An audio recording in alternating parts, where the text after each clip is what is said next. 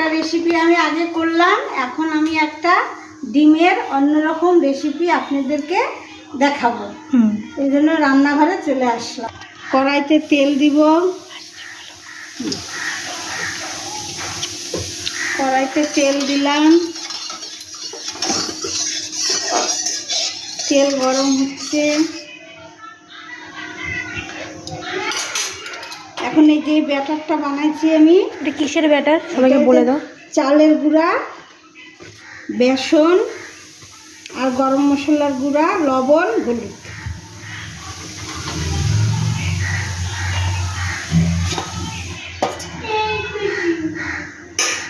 এই ডিমগুলো এমন করে ব্যাটারটার মধ্যে ডুবাইতে হবে।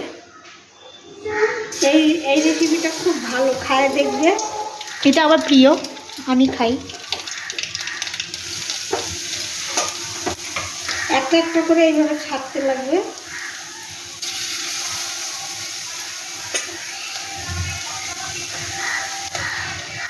এগুলো সব আমার হাতে বাটা।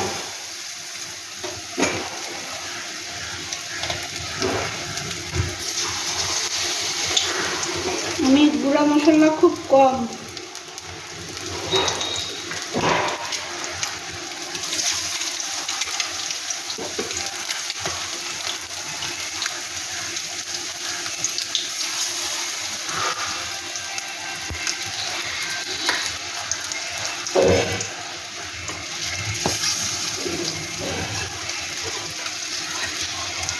এমন করে করবেন যেমন করে আমার দিদা করছে। আস্তে আস্তে করে ডিমের ভাজাটা করবেন। আমি একবারেই দিলাম, আর সময়েরও ব্যাপার, আস্তে আস্তে।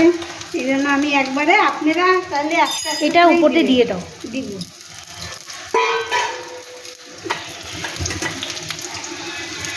আমি সবগুলো একবারেই দিলাম, আপনারা চাইলে দুটা তিনটা একটা একটা করে দিতে ভাজবে না, ইয়ার মতন, বেগুনের মতন।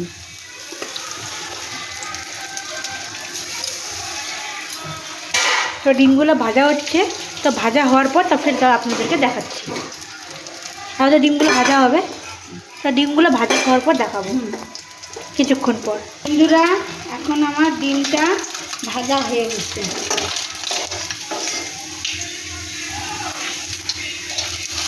আমি তো সব একবারেই দিচ্ছি, তো একটা একটা করে আপনারা দিবেন।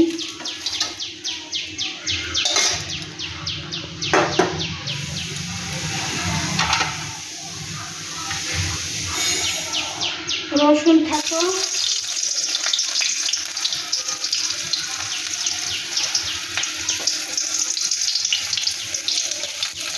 কালো জিরা,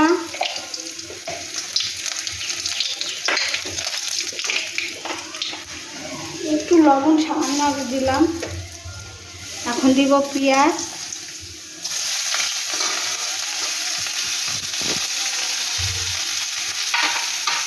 এগুলো ভাজা ভাজা হবে।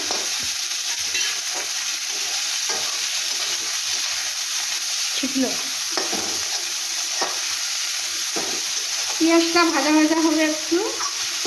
তারপরে দিব, এখন আগে একটু লবণ দিচ্ছি, পেঁয়াজটা নরম হয়ে যাবে। এখন দিব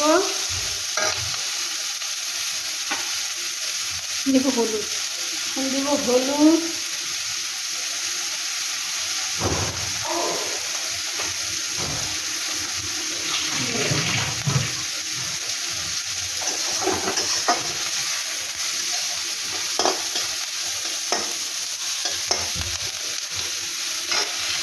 আর একটু দিব তেল সামান্য।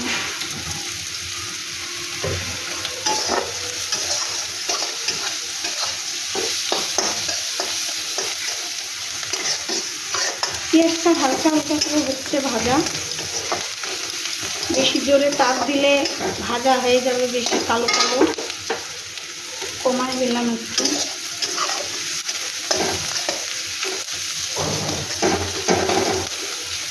এখন দিব,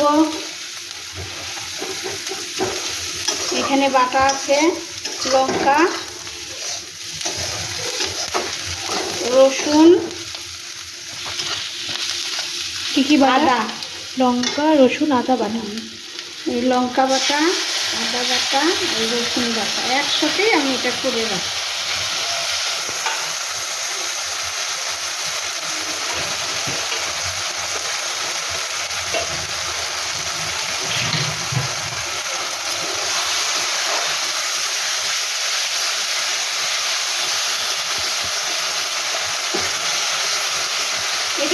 গরম মশলা দিব না, যেহেতু রসুন দিছি গরম মশলা একটু ব্যাটারের মধ্যে দিয়ে নিচ্ছি অল্প একটু, এই জন্য আর এর মধ্যে কিছু গরম মশলা অ্যাড করবো না।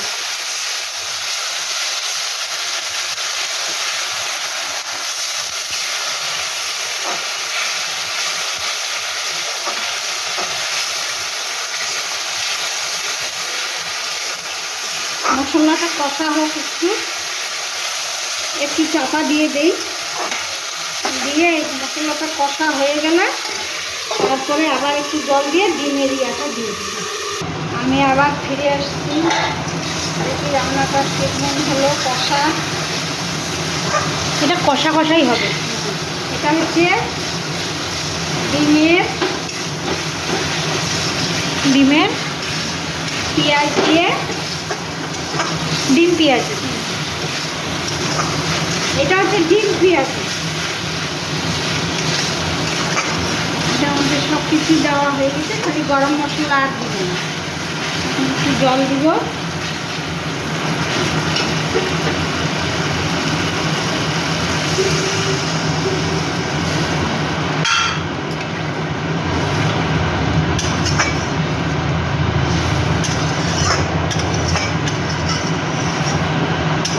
একটু জল ঢাকা দিয়ে দেই,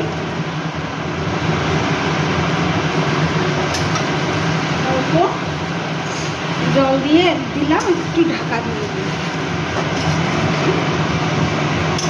এই অল্প সময়ে আর লাগবে, হয়ে গেছে। আরে তাহলে একটু ঢাকা দিই, তো আমরা 5 মিনিটে আবার আসছি। ঢাকনাটা খুলে দেখি কেমন হলো রেসিপিটা। ডিমের ভুজিয়া কারি।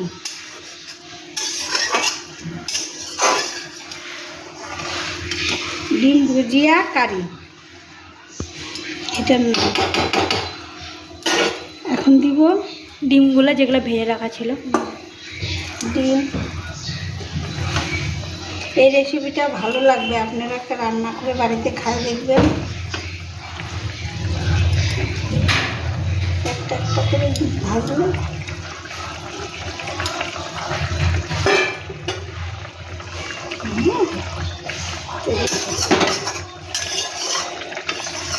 এখন নামাই দিব এটা দিয়ে।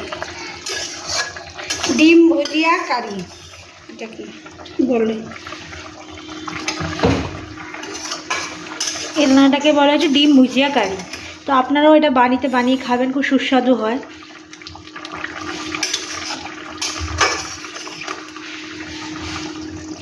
মাঝে মাঝেই আমরা করি এটা, আমাদের খুব ভালো লাগে, বাচ্চারা ভালোবাসে। যারা হয়তো অনেক সময় ডিমের তরকারি নর্মাল খেতে খেতে বোর হয়ে গেছেন, তাহলে এইভাবে ট্রাই করে দেখবেন বাড়িতে।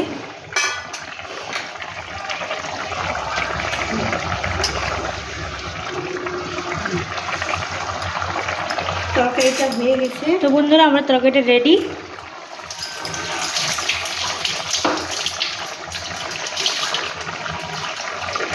আর বেশিক্ষণ রাখবো না, ডিমটা এইভাবে হয়ে যাবে। তো বন্ধুরা, আপনাদেরকে নামায় ফির আপনাদেরকে দেখাচ্ছি।